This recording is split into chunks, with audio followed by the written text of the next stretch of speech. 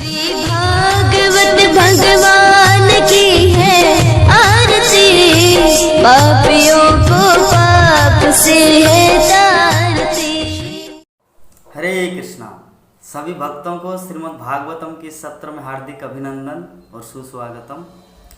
आज का हमारा विषय है श्रीमद् भागवतम के चतुर्थ स्कंद का 14वां अध्याय, कैंटो 4 चैप्टर 14। विषय है राजा बेन की कथा कि महामुनि विदुर जो प्रश्न किए थे मैत्रेय ऋषि से कि महाराज अंग जो इतना धार्मिक साधु स्वभाव वाले इंसान, लेकिन उनका पुत्र के रूप में महाराज बेन जो इतना कुटिल क्रूर हत्यारा कैसे पैदा हुआ। तो इस संबंध में कल का क्लास में हम लोग वर्णन किए थे कैसे उनका जन्म हुआ था।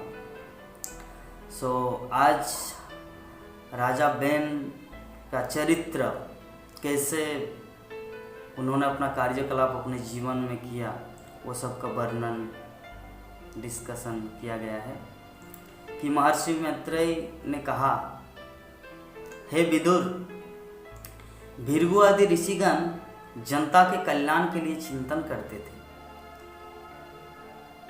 उन्होंने देखा कि राजा अंग की अनुपस्थिति के कारण जनता के हितों की रक्षा करने वाला कोई नहीं रहा।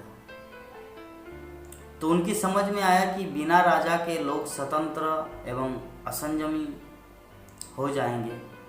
तब बेन की माता सुनीता को बुलाकर बेन को राज्य के सिंहासन में बैठाया और उसे राजा बनाया। किंतु सभी मंत्री, बाकी सभासद इसमें सहमत नहीं थे, एग्री नहीं थे, क्योंकि राजा का कुछ क्वालिटी होता है। राजा वही होता है जो संयमी हो, जो सहिष्णु हो, दयापरवश हो, दूसरों के कल्याण के बारे में सोचता हो। लेकिन बेन के अंदर ये कुछ भी गुण क्वालिटी नहीं था, जिसके कारण बाकी सभी मंत्री परिषद या ऋषिगण सहमत नहीं थे कि बेन राजा बने।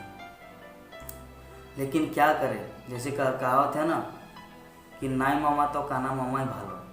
बंगाली में कहावत है, अगर मामा नहीं है तो अंधा मामा ही अच्छा है। तो इसीलिए ऋषिगण सोच समझकर बेन को राज्य सिंहासन में बैठाया। तो उस समय का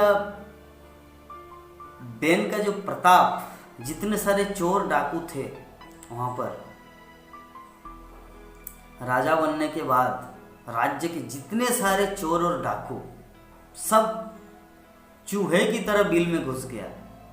जैसे चूहा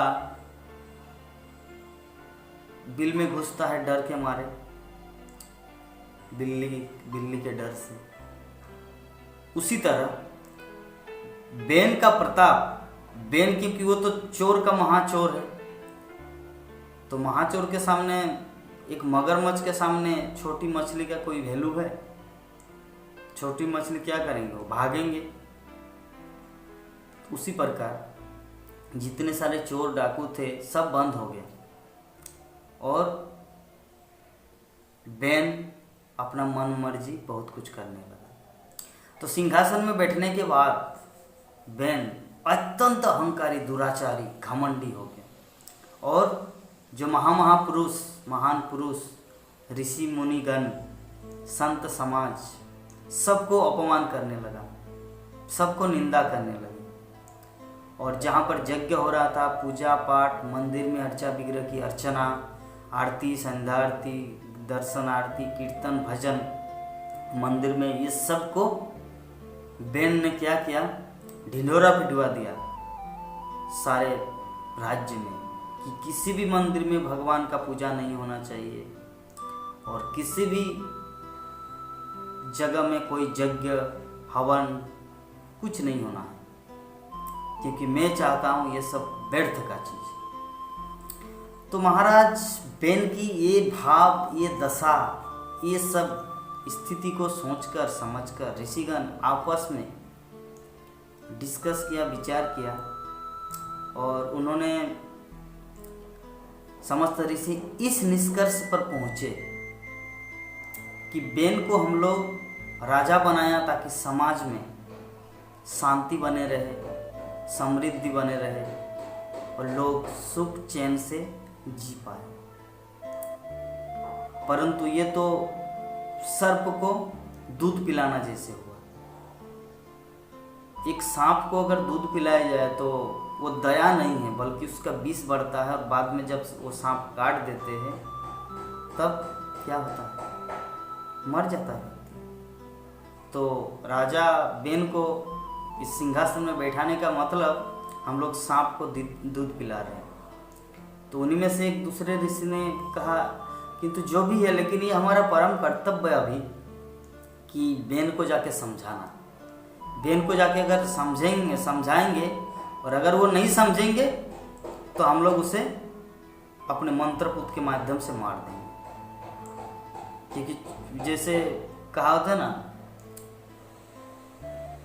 कि बिल्ली के गले में घंटी बांधना है, तो अभी प्रश्न उठता है कौन बांधेगा। सभी तो डर रहे क्योंकि वो किसी भी टाइम तलवार लेकर किसी ऋषि को काट भी दे सकते हैं।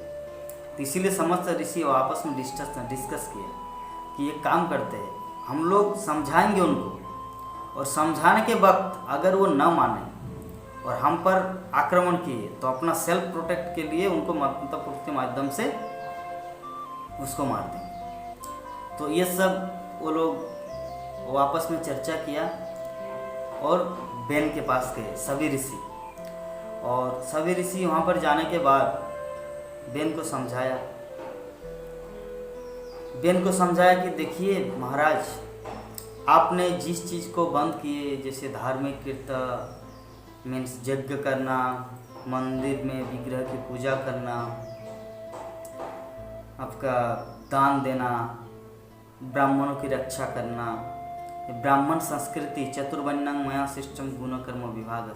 ये जो चतुर्वर्ण है, ब्रह्मचारी, गृहस्थ, वानप्रस्थ, सन्यास, वैश्य, क्षत्रिय, ब्राह्मण, क्षत्रिय, वैश्य और शूद्र, ये जो चतुर्वर्ण है, इसको अगर हटाया जाए ये तो समाज में उत्पात हो जाएगा, बहुत ही भयंकर परिस्थिति आएगा भविष्य में।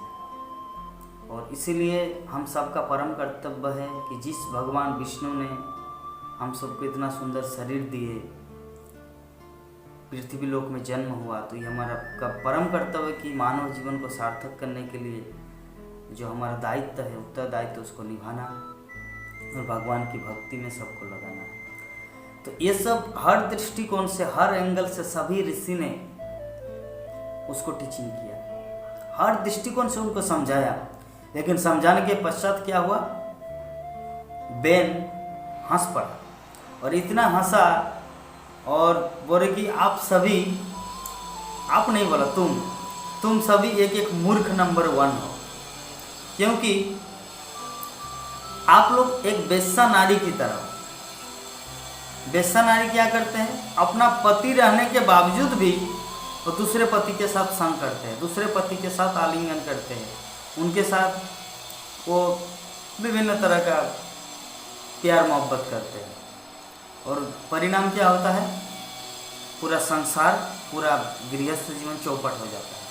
तो उसी प्रकार आप लोग मेरे गृहस्थ में हो, ये राज्य में हो राजा, और आप कहने का अर्थ बेन महाराज ने समझाया कि आप देवी देवताओं की पूजा करते हैं, देवताओं को पूजते हैं, देवताओं के लिए यज्ञ करते हैं, जबकि मैं आपका पति, राज्य का राजा, सम्राट, पति रहते हुए आप लोग दूसरे की पूजा कर रहे हैं, जबकि राजा के शरीर में समस्त देवताओं का वास है। तो मुझे पूजने से किसी दूसरे को पूजने की जरूरत नहीं। क्या जरूरत है भगवान विष्णु की पूजा करने का? मैं भगवान हूँ, मेरी पूजा करो, वहाँ पर हाथ जोड़ने की क्या जरूरत है? मैं आप लोगों को पालन पोषण कर रहा हूँ, मैं आप लोगों को खाद्य सामग्री दे रहा हूँ, ब्राह्मणों को सब कुछ प्रोवाइड कर रहा हूँ, जो कुछ घी बगर जो कुछ ज़रूरत हो रहा है खाने पीने का। लेकिन आप लोग मुझे छोड़कर एक दूसरे देवता की पूजा कर रहे, भगवान विष्णु की पूजा कर रहे। व्हाट दिस नॉनसेंस, ये सब क्या है? तो इस प्रकार उनका रिप्लाई इस प्रकार था। तो सभी ऋषि बात को समझ गए कि इसको समझाना असंभव है, बल्कि ये जिस स्टेज में आए हैं, जिस स्थिति में आए हैं, यहाँ तक कि भगवान विष्णु की भी निंदा कर रहे हैं, मतलब ये संसार में कलंक, ये संसार में एक ऐसी स्थिति ला खड़ा करेगा, पूरा संसार भस्म हो जाएगा, तो इसलिए बेहतर है इसको मार दो। तो सभी ऋषि एक साथ में बोल उठे, इसको मारो, इसको मारो, इसको मारो। तो जैसे पुलिस कमांडर होता है ना, कमांडर जैसे ही बोलते हैं कि फायर, फायर बोलते बोलते सभी एक साथ में बंदूक की गोली छोड़ते हैं, और सभी अपने अपने स्टेज, जब तक कमांडर नहीं बोलता कुछ, वो लोग रेडी होता है, रेडी रहता है, लेकिन गोली नहीं छोड़ता। लेकिन जैसे बोलते फायर, तो उसी प्रकार ये समस्त ऋषि एक साथ बोल उठे कि इसे मारो, इसे मारो, क्योंकि ये संसार का कलंक है, ये संसार को नष्ट कर देगा। इस तरह का राजा पूरे संसार को विध्वंस कर देंगे, इसको मारो, इसको मारो। जैसे ऋषिगण ऐसे बोलने लगे तो सभी समझ गए कि अभी सबका एक सहमत है, इनको मारना है। तब ऋषिगण क्या किया, अपने आचमन करके मंत्रपुत करके उसको राजा को भस्म कर दिया। भस्म करने का मतलब क्या है, उसको मार दिया, भस्म नहीं किया, अग्नि की तरह भस्म नहीं किया, मतलब मंत्रपुत के माध्यम से उनको मार दिया। तो ऋषिगण उनको मारने के बाद मुनि ने सोचा, जितने सारे वहां पर जैसे ही बेन का मृत्यु हुआ, जितने सारे चोर जो चूहे की तरह छिप गया था बिल के अंदर, वो चोर सब निकल गया। डाकू, चोर, लूट, मार काट, बलात्कार, ये सब फिर से चालू हो गया। ये होता है राजा न होने के कारण। वर्तमान संसार में, हमारे भारतवर्ष का या पूरे विश्व, वर्तमान संसार में मंत्री है। मेरे गुरु महाराज श्रीमद् भक्तिचार्य स्वामी गुरु महाराज बोलते हैं, प्रधानमंत्री, मुख्यमंत्री, मंत्री मीन्स मंत्री, राजा राजा होता है, लेकिन वर्तमान संसार में राजा नहीं है कोई, बस मंत्री है। और मंत्री मतलब क्या होता है, एडवाइजर, सलाह देना। जैसे विदुर मंत्री था, धृतराष्ट्र को सलाह दिया। बीरबल मंत्री था, अकबर को सलाह दी। चाणक्य मंत्री था, चंद्रगुप्त राजा को सलाह दी।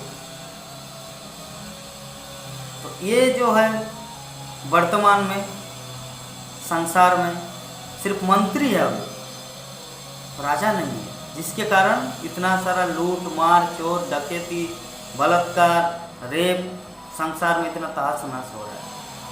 तो वही स्थिति मंत्री समस्त ऋषिगण सोचा कि बेन का मृत्यु के कारण जितने सारे चोर डकैती पुनः चालू हो गया, तो इसलिए हम लोग को जितना जल्दी हो सके कुछ तो करना है।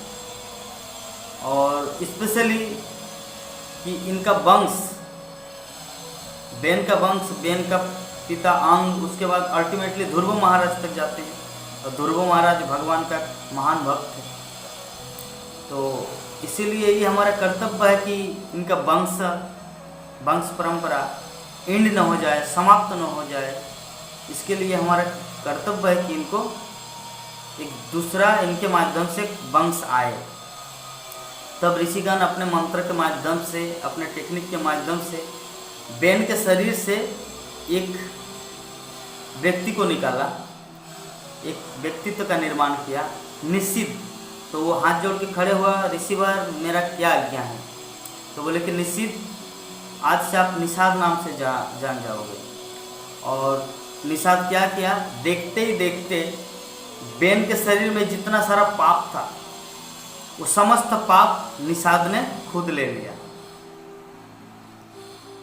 समस्त पाप वो एक्सेप्ट कर लिया बेन का, और वो पापी, महान पापी बन गए।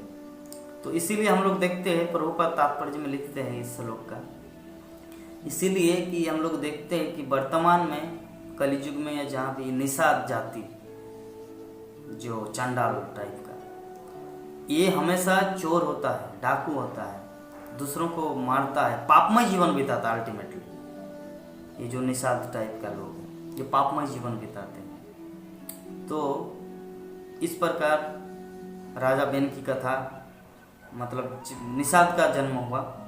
उसके बाद ऋषिगण क्या करेंगे वो हम कल बताएंगे। तब तक के लिए हम आप सबसे विदा चाहते हैं। हरे कृष्ण। इस वीडियो को लाइक करें, हमारे चैनल को सब्सक्राइब कर बेल आइकन जरूर प्रेस करें हमारी न्यू वीडियो सबसे पहले।